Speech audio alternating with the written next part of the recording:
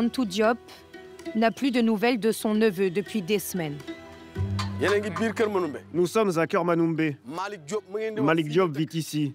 C'est là qu'il est né, qu'il a fait ses études et qu'il a grandi.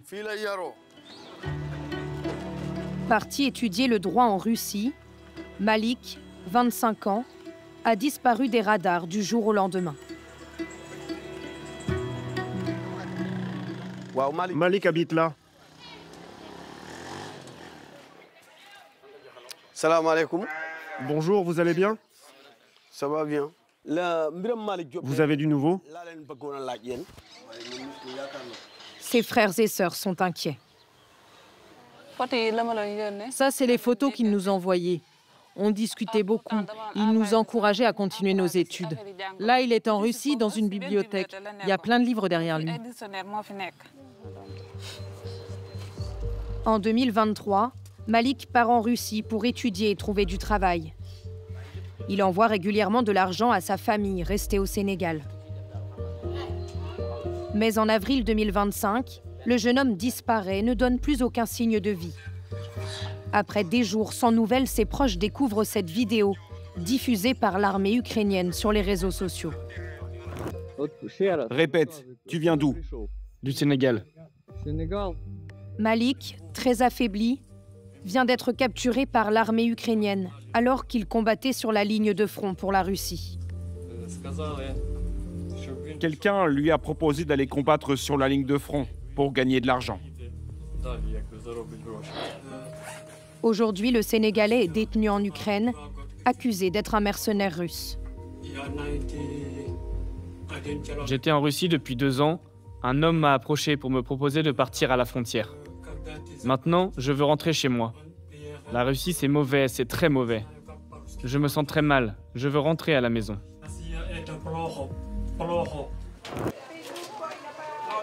Pour sa famille, c'est un choc. Le jeune homme n'était pas parti pour faire la guerre. Si tu compares aux photos de lui avant, on voit qu'il a changé. Ça se voit qu'il a beaucoup souffert. On prie pour lui, pour qu'il puisse rentrer au Sénégal. Il voulait seulement réussir ses études et aider ses frères et sœurs. Juste ça. Il n'avait rien à voir avec tout ça.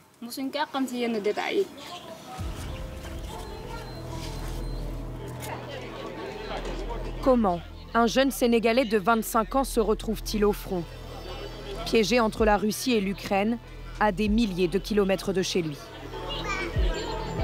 Malik Diop n'est pas un cas isolé. Des ressortissants de plusieurs pays comme la Centrafrique, le Nigeria, la Zambie, le Cameroun et bien d'autres ont rejoint l'armée russe.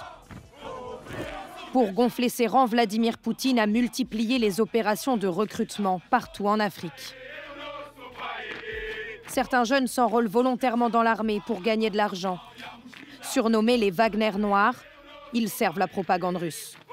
Je me sens bien, je me sens comme chez moi. Pour d'autres, l'histoire est bien plus sordide. Plusieurs Africains ont été manipulés et enrôlés de force dans l'armée, comme ce Togolais, lui aussi actuellement prisonnier en Ukraine. Nous étions rentrés dans l'armée par une faute. Ils nous ont trahis. Certains sont toujours coincés au front, piégés dans une guerre sanglante qui a déjà fait des dizaines de milliers de morts. Envoyés en première ligne, ils servent de chair à canon. Nous ne sommes pas entraînés au combat. On veut rentrer chez nous.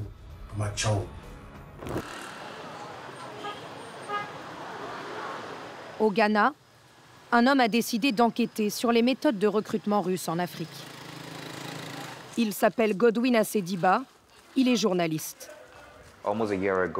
Il y a presque 1 an, j'ai commencé à enquêter sur des Ghanéens piégés sur la ligne de front en Russie. Tout commence en septembre 2024. Godwin Asediba est contacté par un groupe de 14 hommes. Ils sont coincés sur la ligne de front en Ukraine et affirment avoir été enrôlés de force dans l'armée russe. Leur tout premier message était un appel à l'aide. Nous avons besoin d'aide, nous voulons rentrer chez nous. J'ai tout de suite compris qu'ils étaient en danger. Godwin a enregistré des mois d'échanges, des messages mais aussi des appels vidéo, passés en cachette depuis la ligne de front entre la Russie et l'Ukraine. Je vais vous montrer. Des images exclusives où les Ghanéens racontent une partie de leur quotidien. Tu vois bien? Oui, je vois. On est en haut d'un bâtiment détruit. C'est là qu'on dort. Je voulais te montrer un autre endroit, mais mon ami m'a dit qu'il y a un mort là-bas. Fais attention, te fais pas repérer. Oui, c'est ça qui me fait peur. Là, c'est les casques militaires. Quand tu vas au front, ils te donnent ça. Voilà les gilets pare-balles et les casques. Selon eux, la Russie collabore avec des agents africains chargés de recruter les hommes sur le continent. Ils auraient été approchés par l'un d'entre eux au Ghana et auraient signé un contrat rédigé en russe, une langue qu'ils ne comprennent pas. Il nous a dit qu'il y avait une opportunité pour du travail ici, en Russie. C'était pour travailler dans la sécurité, du genre devant une banque. Si on était intéressé, on devait donner de l'argent pour payer l'avion et les frais de visa. Des militaires sont arrivés pour nous faire signer un contrat.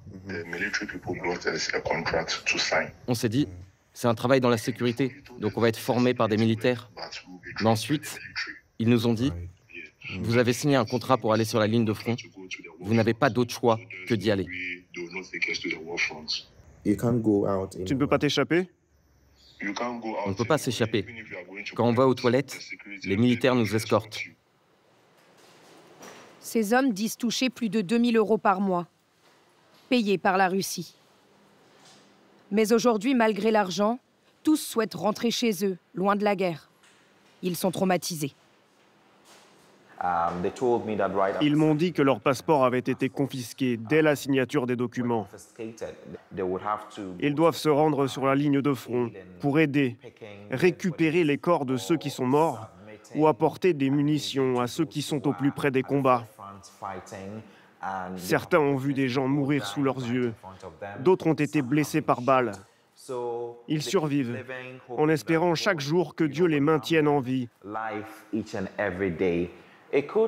D'une certaine manière, cela relève du trafic d'êtres humains, car ces personnes ont voyagé sous de faux prétextes et auraient dû être informées de ce qu'elles allaient faire précisément.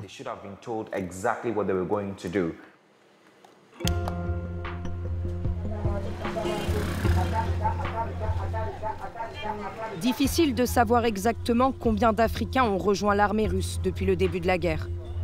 Il pourrait être plusieurs centaines. Difficile aussi de savoir combien sont morts au combat. Dans le centre du Ghana, Godwin enquête sur l'histoire d'Isaac. Un enseignant parti en Russie il y a 2 ans pour travailler. Il a été tué au front. Le journaliste a retrouvé sa famille.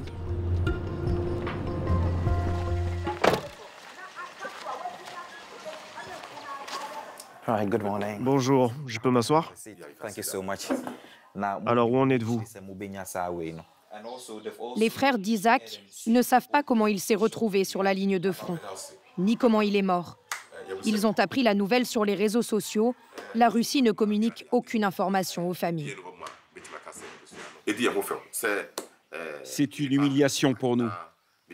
Nous avons perdu un des nôtres et on ne sait même pas ce qui lui est arrivé. Nous ne pouvons pas récupérer ses biens ou son corps. Nous voulons être officiellement informés. Nous avons le droit de savoir. La famille ne sait pas où se trouve le corps d'Isaac, ni l'argent qu'il a gagné en Russie. L'histoire est toujours la même. Ça ne change pas. Les gens apprennent que leurs proches ont rejoint l'armée et ensuite ils n'ont plus aucune nouvelle.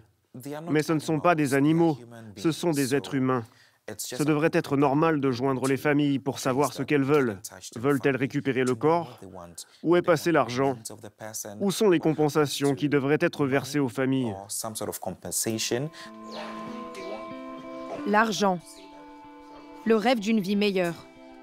C'est ce qui a poussé Isaac et tous les autres à partir en Russie. Des hommes prêts à tout pour s'en sortir, facilement manipulables.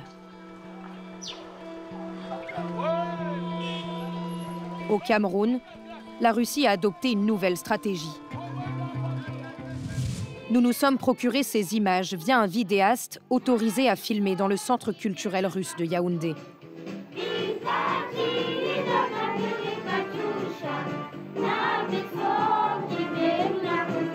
Ces enfants camerounais chantent un hymne de l'armée rouge en russe, devant l'ambassadeur de Russie en personne et la directrice du centre culturel russe. Les plus grandes, elles, récitent un poème soviétique.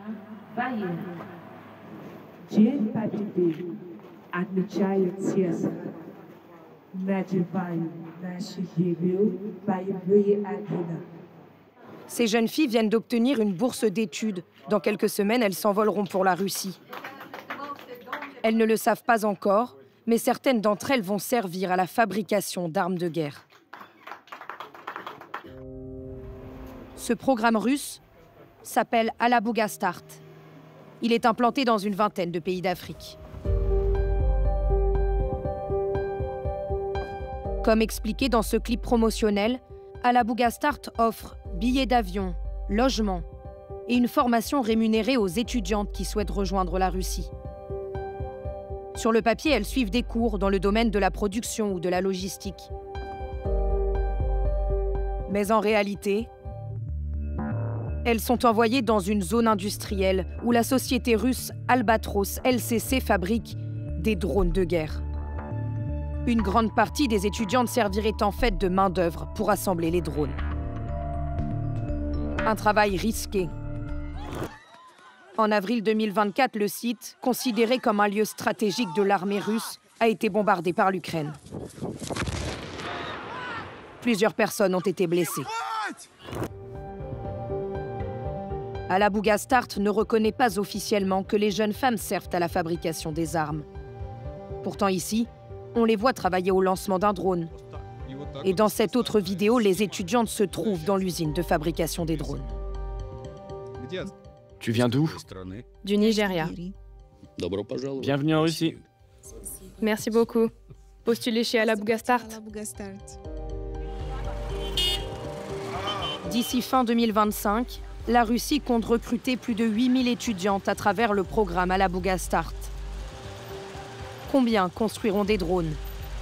Combien seront utilisés comme des dizaines d'autres ressortissants africains pour l'effort de guerre russe?